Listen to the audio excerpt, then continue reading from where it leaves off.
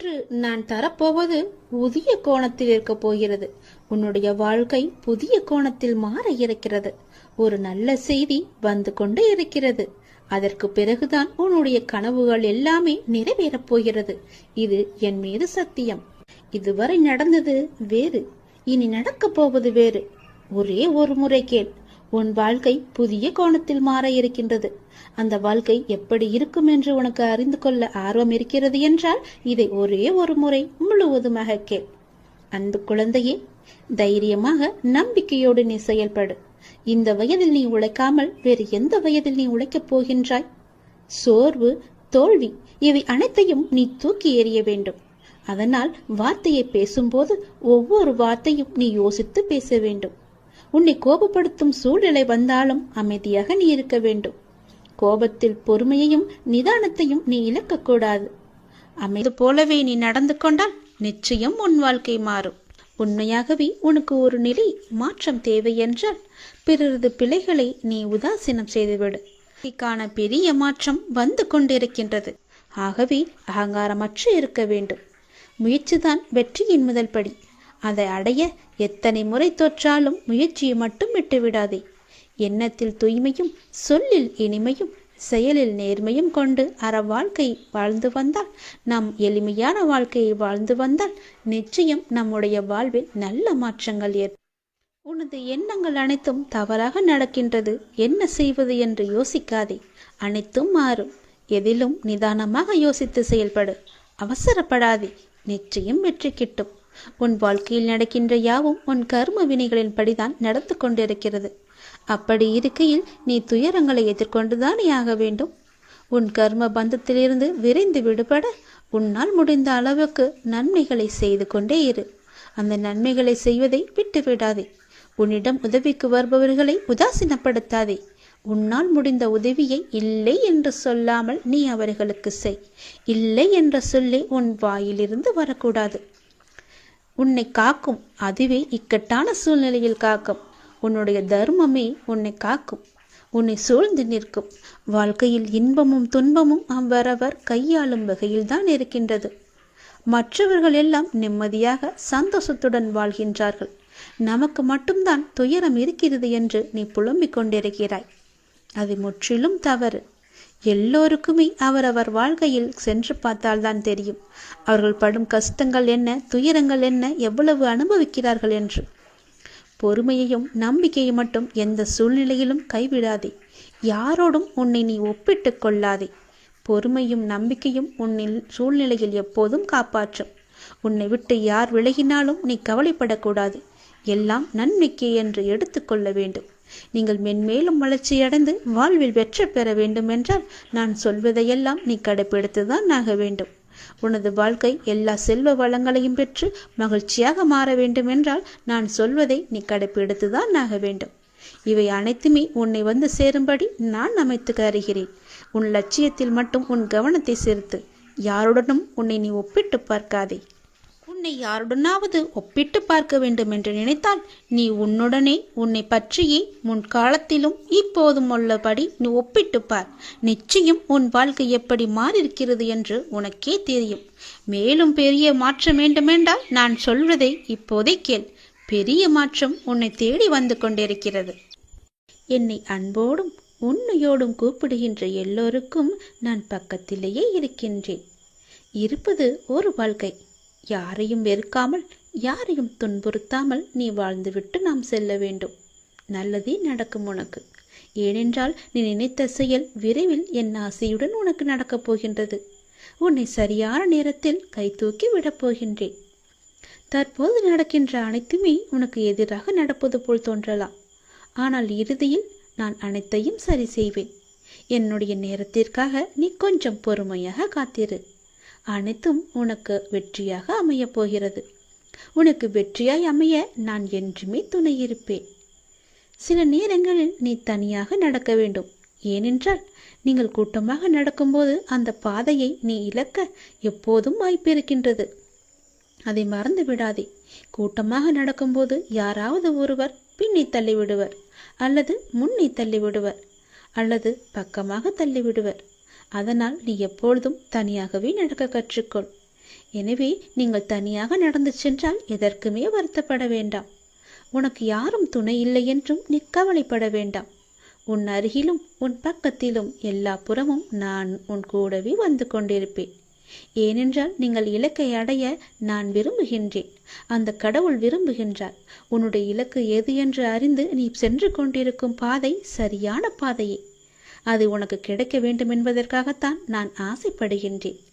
உன்னுடன் நான் இருக்கின்றேன் என்ற நம்பிக்கையோடு இரு. எல்லாமே உனக்கு நல்லதாகவே நடக்கும். நீ கொஞ்சம் அமைதியா இரு. உன்னுடைய சோகம், உன்னுடைய கண்ணீர், உன்னுடைய மனவலி, உன் மன வேதனை அனைத்தையும் நான் அறிந்து வைத்திருக்கின்றேன். அதை எல்லாவற்றையும் நான் சரி செய்கிறேன். நீ கவலைப்படாதே. உனக்கான நிம்மதியை நான் நிச்சயம் தருவேன். நீ எல்லாவற்றையும் தேடி சென்ற காலமெல்லாம் விலகிவிட்டது. அனைத்துமே உன்னை தேடி உனது வருகைக்காக காத்திருக்கும் நேரம் இது. நீ அழைக்காமலேயே நான் உன்னை தேடி வருவேன். ஏனென்றால் நீ என்னுடைய பிரியமான குழந்தை. நீ எதை தேடி இத்தனை நாட்கள் அலைந்து திரிந்து கொண்டிருந்தாயோ அது உன்னை தேடி தானாகவே வரப்போகிறது. காத்திரு, பொறுமையாக இரு, அன்பாக இரு, பாசமாக இரு. உன்னை தேடி அது வந்து கொண்டிருக்கிறது. விரைவாகவே உன் கையில் கிடைக்கும். நான் சொல்கிறேன், மீண்டும் ஒரு முறை சொல்கிறேன், நீ எப்பொழுதும் தனியாகத்தான் நடக்க வேண்டும். எது செய்தாலும் தனியாகவே செய். அதுதான் உனக்கும் உன் வாழ்க்கைக்கும் நல்லது. உன் அப்பா நான் சொல்வது உன்னுடைய நன்மைக்காக மட்டுமே. உனக்கான வெற்றி பாதையில் நீ முதல் அச்சை பதித்து விட்டாய். உன் பிரச்சனைகளுக்கெல்லாம் விடுவு காலமும் வந்துவிட்டது. ஆனால் நான் உன்னை இந்த பூமிக்கு அழைத்ததன் நோக்கத்தை நீ மறந்து விட்டாயே. மீண்டும் ஞாபகப்படுத்துகிறேன், கேள். நான் எப்பொழுதுமே உன்னை தனியாக விடமாட்டேன். நான் உங்களை ஒருபோதும் ஒரு சூழ்நிலைக்கு அனுப்ப மாட்டேன். நான் உனக்கு பின்னாலும் முன்னாலும் நான்கு புறமும் நீ நடந்து கொண்டிருக்கும் போதும் உட்கார்ந்து கொண்டிருக்கும் போதும் எங்கு சென்றாலும் உனக்கு முன்பாக நான் போய்கொண்டே இருப்பேன். உனக்கு துணையாக பின்னால் வந்து கொண்டே இருப்பேன். உனக்கு ஒளியாக முன்னால் போய் அதற்கான தீபத்தை ஏற்றி அதில் உனக்கு வெற்றி என்ற கிரீடத்தை தருவதற்காக நான் அங்கு இருப்பேன். நீங்கள் இப்போது எந்த சூழ்நிலையை எதிர்கொண்டாலும் நான் உங்களுடன் இருக்கின்ற என்ற நம்பிக்கையுடன் மட்டும் இருங்கள். மற்றவற்றை நான் பார்த்து கொள்கிறேன். உன்னுடைய வாழ்வில் இன்று முதல் உனக்கான காலத்தை நீ தொட்டுவிட்டாய். நீ கஷ்டப்பட்ட எல்லாவற்றிற்கும் உனக்கான நியாயத்தை நான் வழங்குவேன். உன்னை எப்போதும் என் நெஞ்சில் நான் சுமந்து கொண்டே இருக்கின்றேன். இன்று உனக்கான ஒரு நல்ல செய்தியை நான் பரிசீலித்தேன். ஞாபகம் இருக்கின்றதா? இனி தொடர்ந்து மேலும் உனக்கான நல்ல செய்தி வந்து கொண்டே இருக்கும். நீ மனம் தளராதே. மற்றவர்கள் உன்னை வசிப்பாடினாலும் நீ கலங்காதே. யாரை பற்றியும் நீ பேசாதே. உன் கோபத்தை குறைத்துக்கொள். உன் சூழ்நிலைகளை மாற்றி நான் அமைத்து தருகின்றேன். உனக்கான வெற்றி பாதையில் நீ முதல் அச்சை என்று நீ பதித்து விட்டாய். விரைவில் அது நீ ஓவியமாய் பயணிக்கப் போகின்றாய். இன்று நீ கண்ணீர் மல்க என் முன் நின்றாயல்லவா? என் பிரச்சனைகளுக்கு விடிவு காலம் இல்லையா என்று கேட்டாயல்லவா? அதற்கு நான் உனக்கு இன்று முதல் நேர்முகமாகவே பதிலளிக்க ஆரம்பித்து விட்டேன். உனக்கு நிச்சயம் நல்லது நடக்கும். வெற்றி பாதையில் நீ நடைபோடப் போகின்றாய். உன்னை விட்டு நான் எங்குமே போக மாட்டேன். உன் கூடவே இருந்து உனக்கு துணையாக எல்லாவற்றையுமே நானே செய்து தருகிறேன். எப்போதும் உன் கூடவே நான் இருப்பேன். எங்கு போனாலும் நீ செய்ய வேண்டியது ஒன்றே ஒன்று மட்டும்தான். எங்கு போனாலும் எது செய்தாலும் என்ன ஆரம்பித்தாலும் என்னிடம் சொல்லிவிட்டு செயல்படு. அதற்கான பதிலை நான் தருகிறேன். இல்லையென்றால் நான் உன் கூடவே வந்து அதற்கான ஏற்பாடுகள் செய்து அதை நல்ல விதமாக முடித்து தருகிறேன். போகும்போதும் வரும்போதும் என்னிடம் சொல்லிவிட்டு செயல்படு. உனக்கு பல நன்மைகளை அதில் நான் வைத்திருப்பேன். நிச்சயம் நன்மையில் முடியும்படி நான் அமைத்து தருகின்றேன்.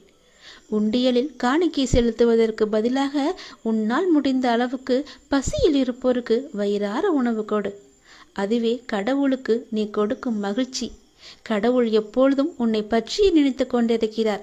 உன் துன்பங்களை பற்றியே நினைத்து கொண்டிருக்கின்றார். உன்னுடைய கர்மக்கள் எல்லாம் ஒழிய வேண்டுமென்றால் உன்னால் முடிந்த அளவுக்கு மற்றவருக்கு வயிறார உணவு இடு. அது போதும். உன் கர்மாக்கள் எல்லாமே ஒழிந்துவிடும். இறைவன் நம் எல்லோரையும் மீண்டும் மீண்டும் படைப்பதற்கு காரணம் என்ன தெரியுமா? நாம் நல்லது செய்ய வேண்டும், நம் கர்மாக்கள் எல்லாம் ஒழிய வேண்டும் என்பதற்காகவே நாம் மீண்டும் மீண்டும் நம்மை பிறக்க வைக்கின்றார். இறைவன் அனைவரையும் நல்ல செயல்கள் செய்யத்தான் நம்மை அனுப்பியிருக்கின்றார். ஆனால் தீயதை செய்து தானும் துன்பப்பட்டு மற்றவர்களையும் துன்பப்படுத்த அல்ல என்று அனைவரும் உணர வேண்டும். எல்லாம் உங்கள் எண்ணங்களில்தான் இருக்கிறது, உங்கள் மனதுகளில்தான் இருக்கிறது, உங்கள் செயல்களில்தான் இருக்கிறது. நீங்கள் மனது வைத்தால் நிச்சயம் நடக்கும். அது எப்போது என்றுதான் உனக்கும் தெரியவில்லை, அனுப்பி வைத்த எனக்கும் தெரியவில்லை. எதற்காக அனுப்பினோ அதை மறந்துவிட்டு நீயே ஒரு வழியில் போய் கொண்டிருக்கின்றாய். அது உனக்கான வெற்றி பாதையாக இருக்கும். கவலைப்படாதே. இருந்தாலும் நான் அனுப்பியதன் கடமையும் நீ செய்ய வேண்டுமல்லவா? செய்து வா, உனக்கு நல்லது நடக்கும். நடந்ததை நினைத்து நீ வருந்தியது போதும். நான் உனக்கு அளிக்கப் போகும் இன்பங்களை அனுபவிக்க நீ தயாராக இரு. வருகின்ற காலம் உனக்கு வசந்த காலமாகவே இருக்கும்.